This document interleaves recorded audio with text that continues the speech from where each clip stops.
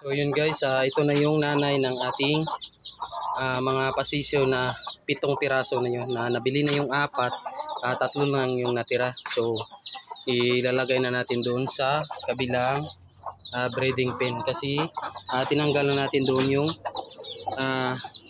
may pasisyo na to. So yun guys, and then nalagyan ko na rin yun ng pagkain and then inumin. So lalagay na natin to doon. Yan guys, oh. Yan, namumula na rin yung kanyang mukha. And then yung kanyang sipit, lumaki na rin. Yan. So ito yung magiging tatay niyan pag mangitlog na to. So kasi hand breeding lang yung ginagawa natin dito. Pasensya na at malikot yung ating camera kasi tayo lang yung nagkakamera. So yan na siya. Meron na diyang patubig and then yun yung pakainan niya. And then nilagyan natin ng dahon ng kawayan. So yan. So siya na bahala mag-ayos dyan. So ready lang natin kasi parang mangingitlog na to. So yan. So hand breeding lang guys yung ginagawa ko dito kasi kawawa yung inahin na to pag sinama natin si Red kasi masyadong agresibo si Red. So yan yung ating breeding ngayon. Yan. Tulo basilan and then Shamu Asil. Yan o. Ito yung magiging tatay niya. Yan guys. Yan yung magiging tatay ng ating mga pasisyo. Yan guys, oh.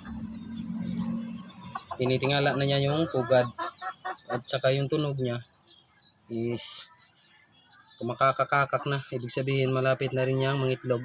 At saka yung pita niya guys, pag umabot na ng 2 daliri yon, yung agwat niya, ibig sabihin malapit na niyang mangitlog. So yun siya. Yan. So tumitingala na siya. Yun, oh. So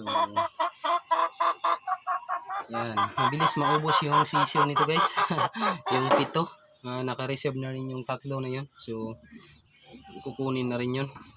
So yan yung kanyang pagkain, DIY.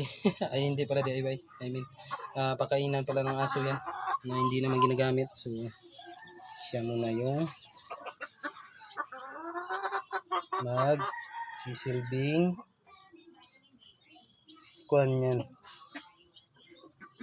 pakainan niya. So yan.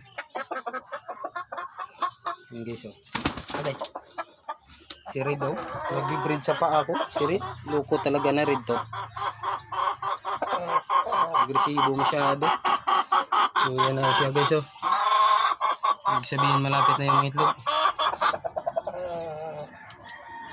So 1 week, more than 1 week na nating nahiwalay sa kanyang mga sisiyo.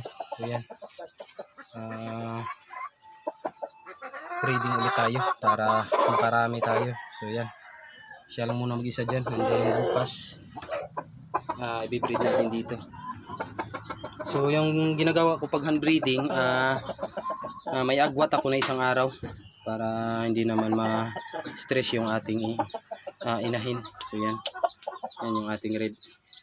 So siya yung tatay noon ng magiging sisiyo ng ating Hulubasilan. So yan.